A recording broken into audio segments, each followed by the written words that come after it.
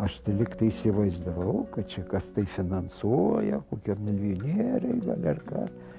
Bet jeigu čia pasiaukojimas tikrai, tai čia gal jau per didelis mūsų toksai kitą kartą reikalavimas ir noras, kad jie ten ir puduką išplautų ar ką nors padarytų.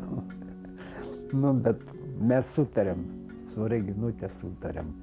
Nu, dabar tai aš jau, žinai, labai geras būsiu.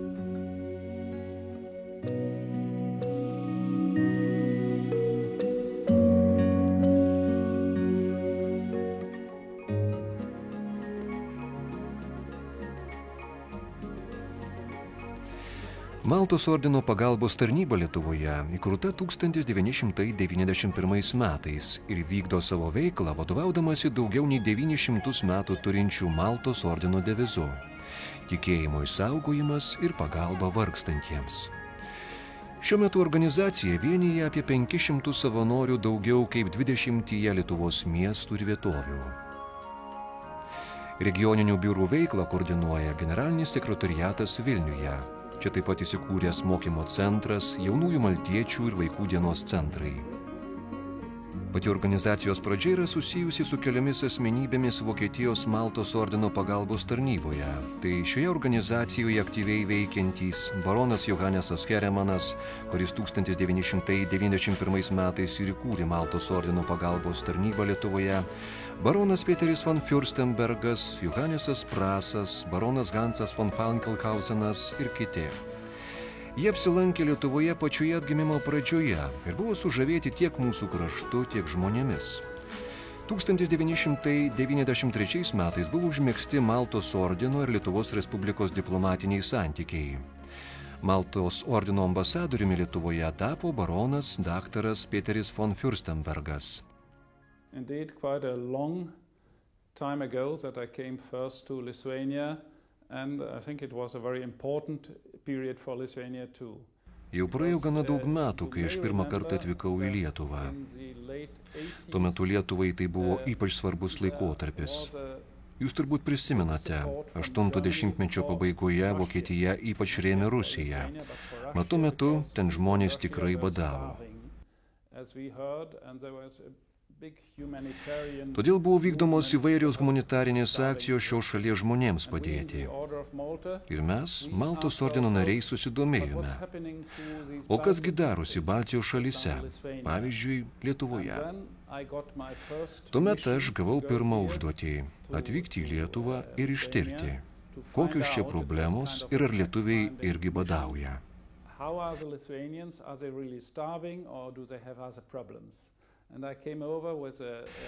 Aš atvykau kartu su gydytoju. Aišku, tuo laikotarpiu atvykimas į jūsų šalį buvo iš tiesų problemiškas. Mes turėjome vykti per Maskvą ir pamatėme, kad ne. Lietuviai tikrai nebadauja. Bet jie turi kitų didelių problemų. Pavyzdžiui, jiems trūksta medicinės įrangos ligoninėse, medikamentų ir panašiai. And medicaments and things like that, which they didn't get enough. And then we started our support. We started to collect, and this already in cooperation with your former... Tada mes ir pradėjome organizuoti įvairią paramą. Dirbome kartu su Vytautu Landsbergiu. Head of the Landsbergis, Vytautas Landsbergis. Tai buvo puikus bendradarbiavimas. Jo padedami atgabenama iš Vokietijos inkubatorius per anksti gimusiems kūdikiams.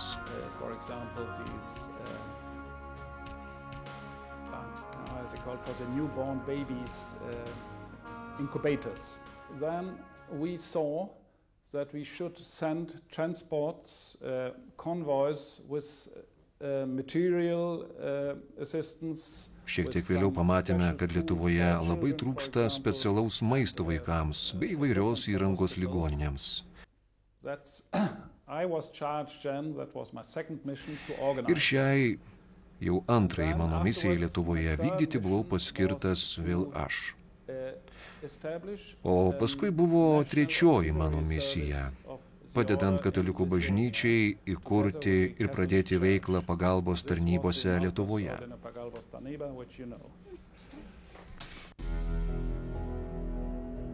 Maltos ordino pagalbos tarnyba – viena seniausių ir gerbiamiausių organizacijų visame pasaulyje.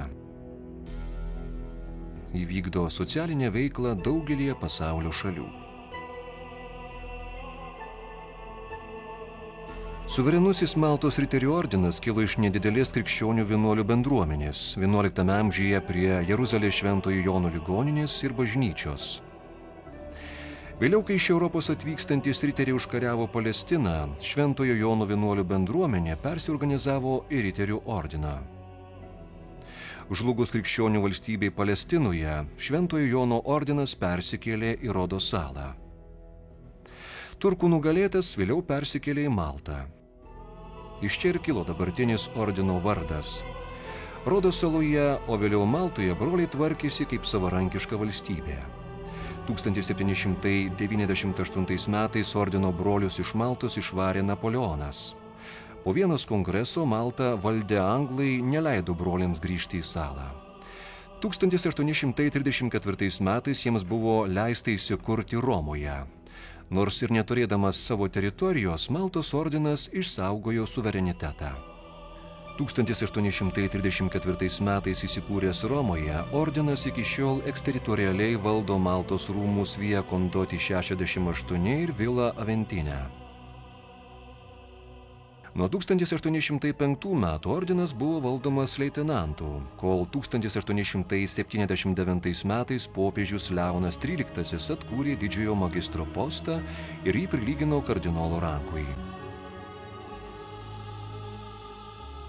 Šiuo metu ordino darbui vadovauja princas ir didysis magistras Fra Andrew Bertie. Laikydamasis tarptautinės teisės normų, ordinas palaiko su šventuoju sostu diplomatinius santykius.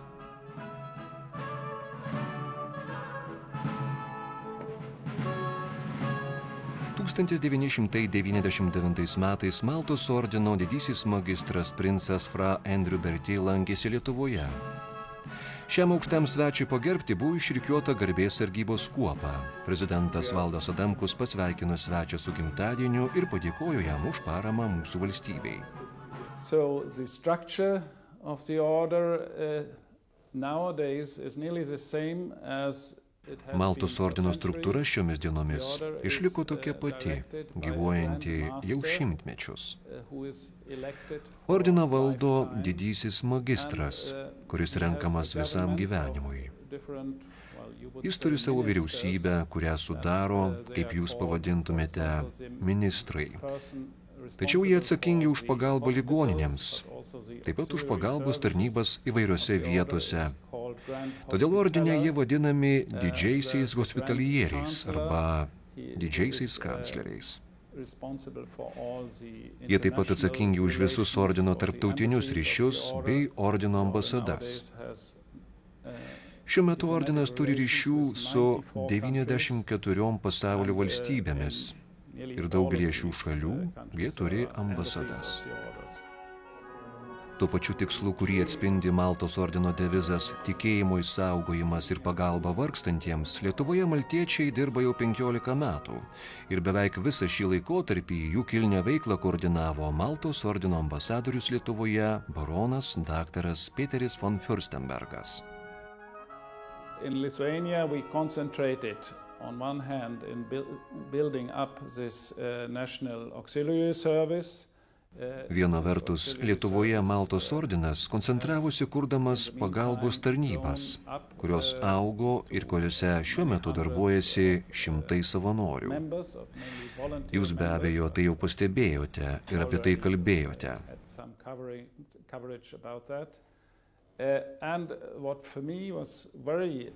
Man ypač svarbu ir įspūdinga tai, kad čia atsiranda nemažai jaunų savanorių, kurie darbuojasi ypač aktyviai.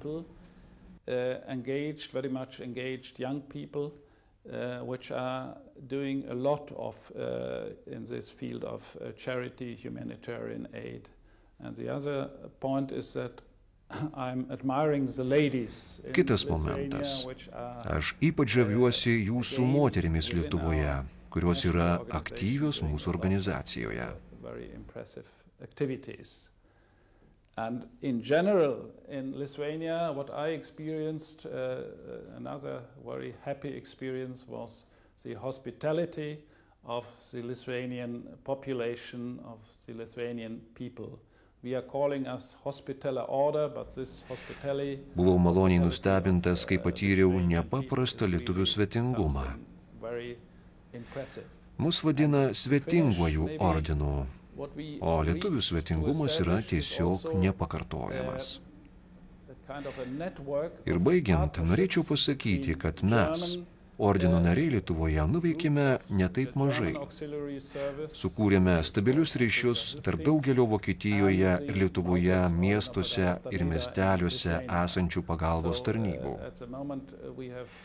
Šiuo metu mes turime net 25 tarpusavyje aktyviai bendradarbiaujančias tarnybas.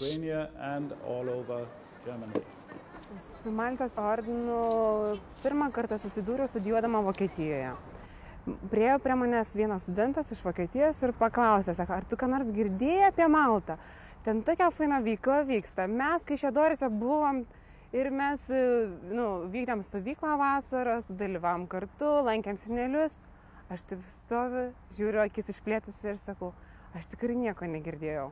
Grįžau į Lietuvą ir pradėjau domėtis, kas tai yra. Ir mano studijos buvo labai susijusios. Tai yra socialinis darbas. Kaip padėti žmonėms, kokias veiklas siūlo kitos nevyriausybinės organizacijos.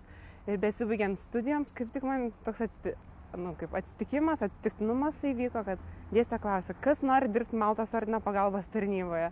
Sako, kas moka vokiškai kalbėti. Aš vienintelė kurse, kuri mokė vokiečių kalbą ir sakau, aš norėčiau iš tikrųjų pabandyti, išbandyti savo jėgas, savo mokslus, savo studijas, suderinti su darbu. Šiuo metu aš jau dirbu 2 metus Maltos ordino pagalbos tarnybą, susipažinau su veikla, kuri iš tikrųjų padeda žmonėms. Žmonės kreipiasi nuolatos įvairiais klausimais. Mes kiek sugebam, tiek padedame. O ta pagalba yra mūsų pirmiausiai tai, kad jau daugelį metų Maltos ordino pagalbos tarnyba teikia maistą ant ratų. Išvežioja žmonėms, sergantiems vienišiems į namus. Mūsų savanoriai verda sriubas, pilasi į indus ir kiekvieną dieną pristato seneliams sriubos davinius. Juos aplanko. Iš tikrųjų, maistas ant ratų vykdomas 7 miestuose. Vilkaviškis. Čia Vilkaviškio centrinės ligoninės vyriausiojo gydytojo Romaldos sveikatos iniciatyva įkurta Maltos ordino pagalbos tarnyba. Joje reguliariai veikia dėvėtų drabužių kambarys, aprūpinama slaugos priemonėmis, remiamos daugiavaikės šeimos, globojami vieniši ir sergantys žmonės. Maltos ordino pagalbos tarnybos Vilkaviškio skyriuje dirba vien savanoriai savo laisvalaikiu. Tai medikai, mokytojai, tarnautojai, pensininkai, verslininkai, moksleiviai ir jaunieji maltiečiai.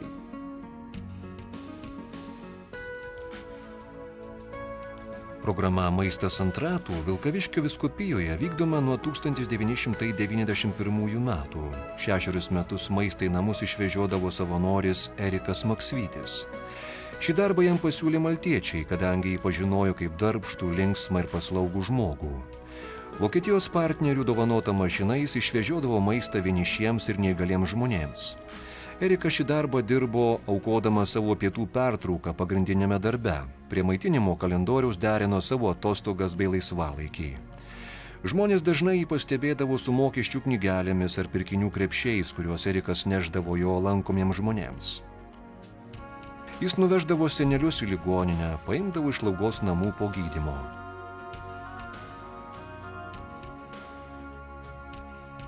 Žmonės vežiojantys tie maistai, jie keičiasi už tai, kad kiekvienas derinasi prie savo darbo. Erikas, man atrodo, 99 metais atėjo. Tiesiog mes pakalbinom, sakom, mums reikia žmogaus, tu vairuotojas, yra mašina, tu gali ir vežioti, ir nunešti. Ir taip ir prasidėjo. Ir mes galbūt, aš nežinau, mes tiesiog nesikišom į tai, jisai vežiojo, jisai darė tą darbą.